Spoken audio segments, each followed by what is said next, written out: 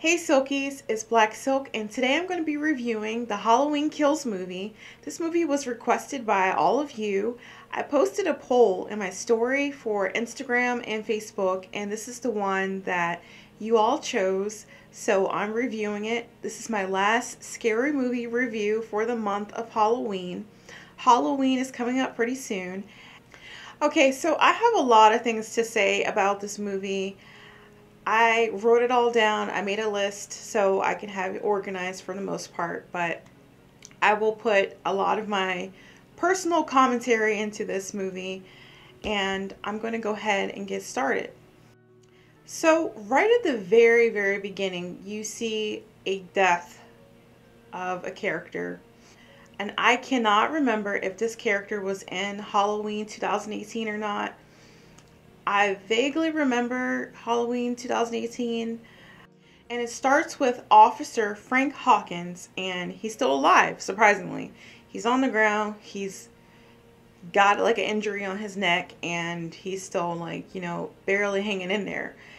And then he gets rescued, and that starts the whole thing. And Officer Hawkins is having these regrets about what he chose to do in the past. His choice in the past, probably not knowing, or on some level, I'm hoping he's aware that his choices in the past wouldn't have made a difference to begin with. Because Michael has been through a lot and he's still alive. Some could say he's immortal. So if he shot Michael or not, or if he let Loomis shoot Michael or not, probably wouldn't have mattered because Michael was still going to survive the whole thing anyway. But he still carried the whole guilt of him not doing something and also accidentally shooting his partner. Now I'm going to talk about the flashback, which I absolutely love. Honestly, this was the best part of the movie. No one was expecting it. I wasn't expecting it. I was really happy to see it. For a minute, I thought it was like a part of the original that I didn't see, because I've seen the original Halloween like many times, and I'm like, this looks like a part in the original. And they did so well with that part. Like, it had me convinced. I actually had to stop the movie and look at the title and think, is this the Halloween Kills? Am I still watching the same movie? I know it seems silly, but they did a really good job. And I even saw Loomis there. I'm like, okay, they did a really damn good job. Okay, so Lonnie. I want to talk about Lonnie really briefly. Apparently Lonnie was in the original, and I don't fully remember Lonnie. Like my focus wasn't on Lonnie. So when his part came up in the flashback, I was like, why are they showing him? But later you see that Lonnie plays a significant role later on in the movie.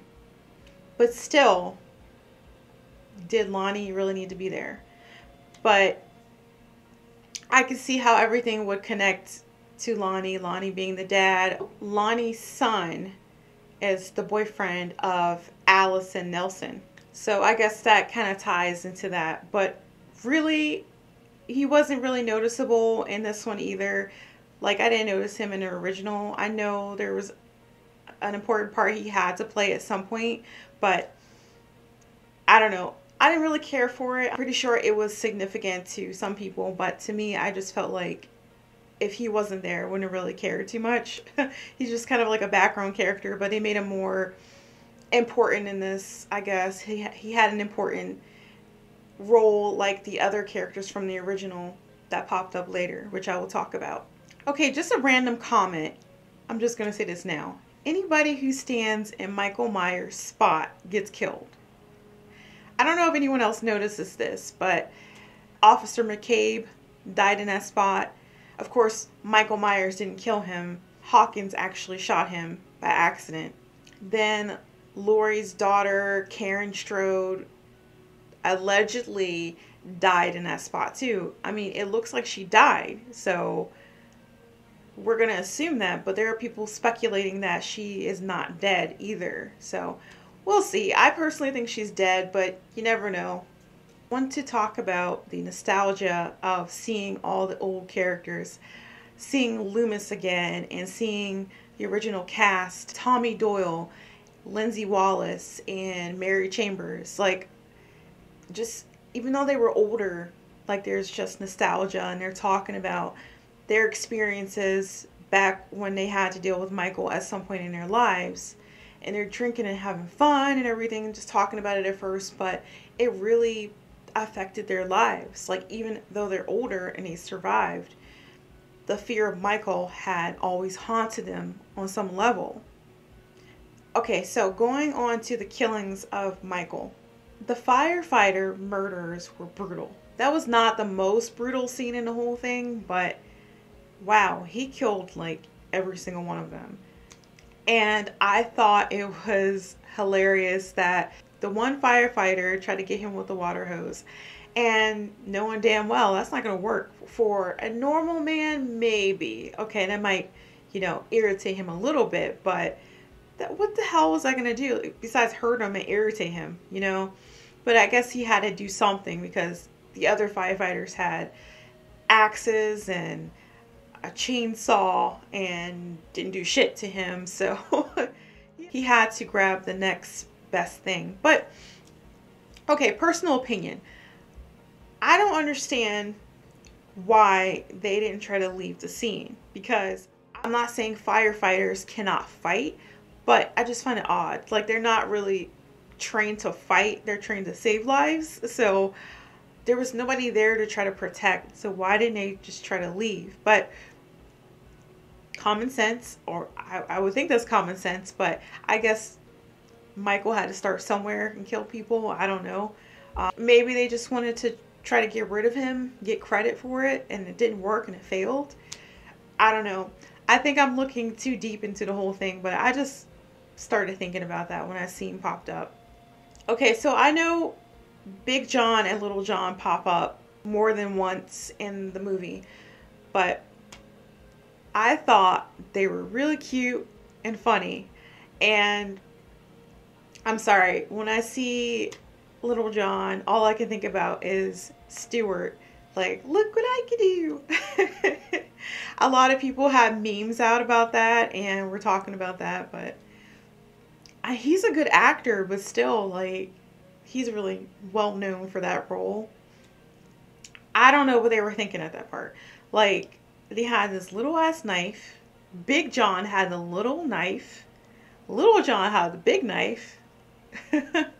Ironically, Little John is bigger and Big John is the shorter one, unless they're talking about something else. But yeah, they were cute couple and sadly died because Big John wanted to be Big John and think he can fucking take on Michael Myers, and Little John didn't try to run, so they died. That was inevitable. The moment they decided to go upstairs and try to challenge Michael Myers, I knew it was over. Not the best choices. I don't think a lot of these characters made the best choices in this movie at all, to be honest. And I have a lot to say about some of them that I thought was kind of irritating. Back to the original character briefly, because I kind of try to go in order of appearance in the movie instead of just grouping them together. This is a random opinion about Nurse Mary. I think Nurse Mary would have died that way if she had died in the original. I remember the scene of her getting grabbed by Michael really clearly. I could have sworn that Nurse Mary actually died in the first one, but maybe I'm mistaken. Apparently she didn't die because she's in Halloween Kills, but I could have sworn she died. Or maybe they just wanted you to think she died, because the Halloween franchise is notorious for that. We always know Michael is not going to die. We kind of cross our fingers and hope that he dies, but he never really does. So some of the characters that aren't immortal don't come back, and some of them do, and you're shocked by the whole thing. So that scene was pretty shitty for them. Everybody involved. Mary was I think Mary died the most humane way, I guess, because the rest of them got killed in the most ridiculous ways.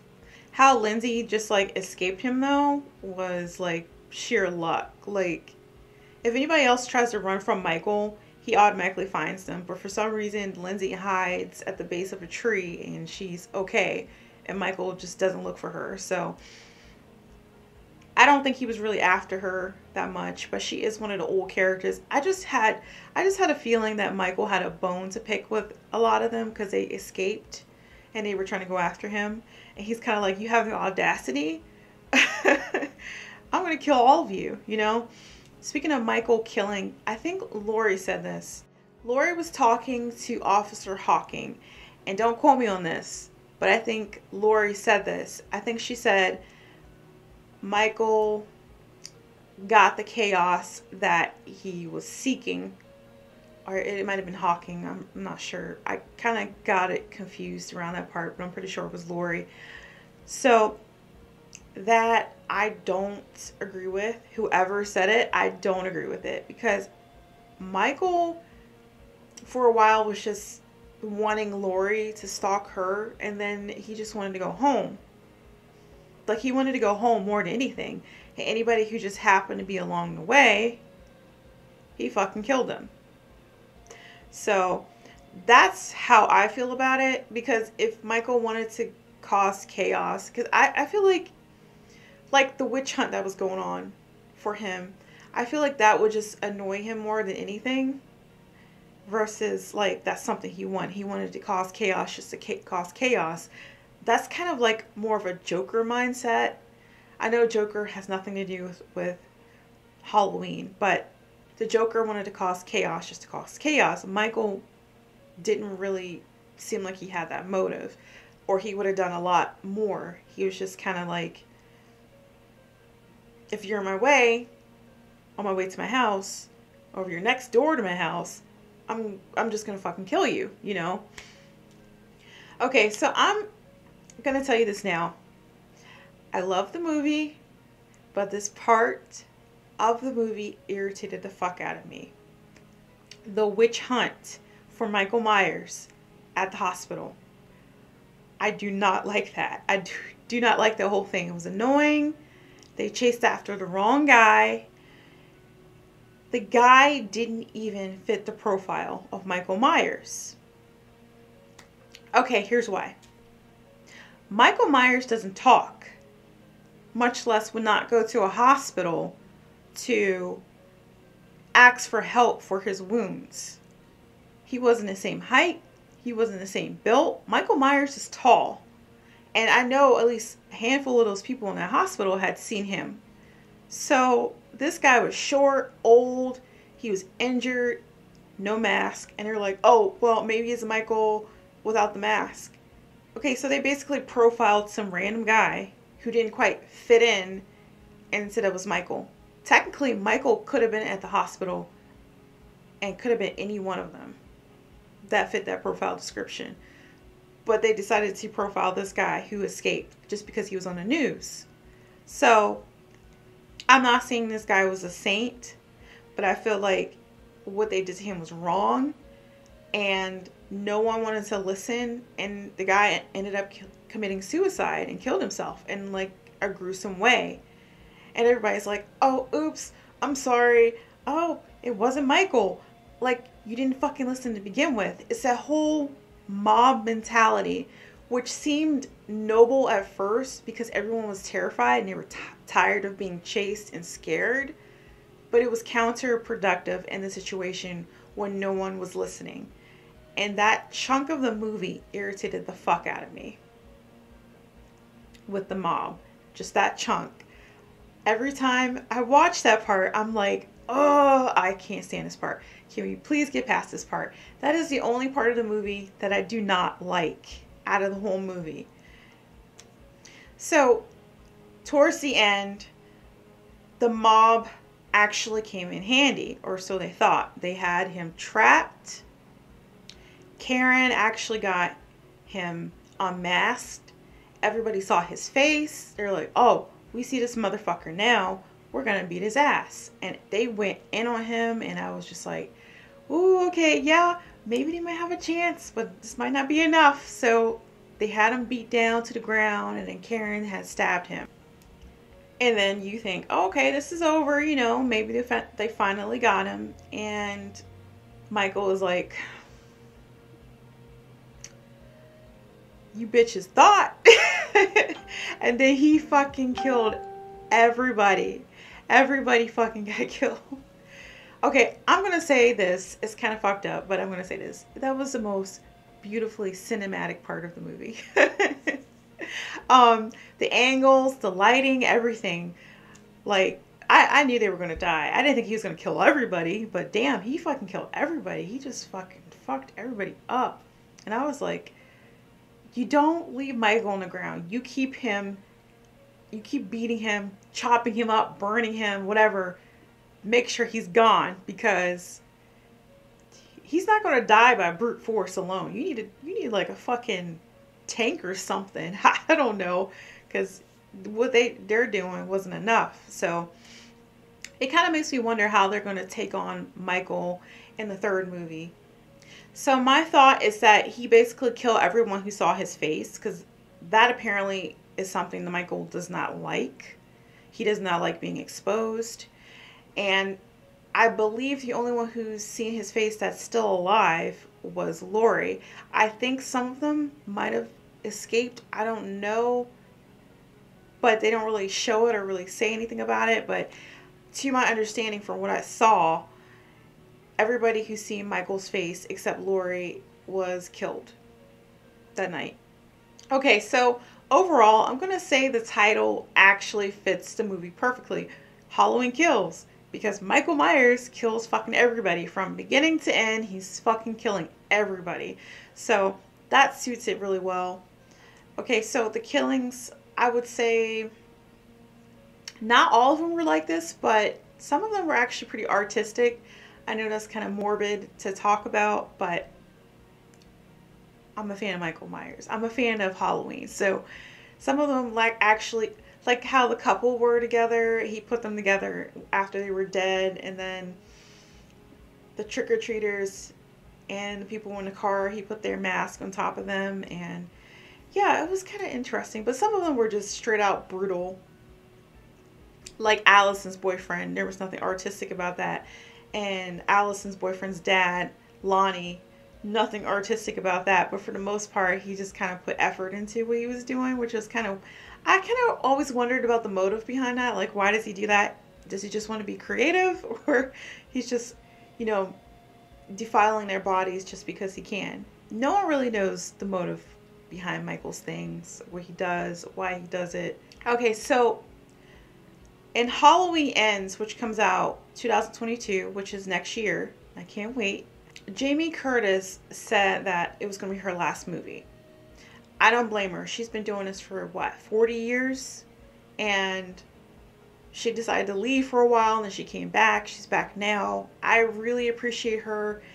I can understand why she would want to stop. I mean, she's getting older, and obviously we can see Michael's older. So hopefully this wraps up the whole franchise. Like I said in my last one, I think I want the whole thing to be wrapped up. I kind of hope they don't try to touch this anymore for another, I don't know, decade, and just leave it at that for a while and let us fans, new and old, continue to enjoy what's been made, minus the Rob Zombie one. That never counts to me. But if you all like that part of the movie franchise, I mean, go ahead. But to me personally, it doesn't count. Okay, I'm not going to go into a rant about that. But that's my thoughts on the movie. I touched all the key points that I wanted to cover. And I'm pretty sure more thoughts are going to pop up, because I'm always like psychoanalyzing the Halloween movies anyway. So what are your thoughts on the movie? Put it down in the comments below. Thanks for watching, Silkies. Like, subscribe for more videos.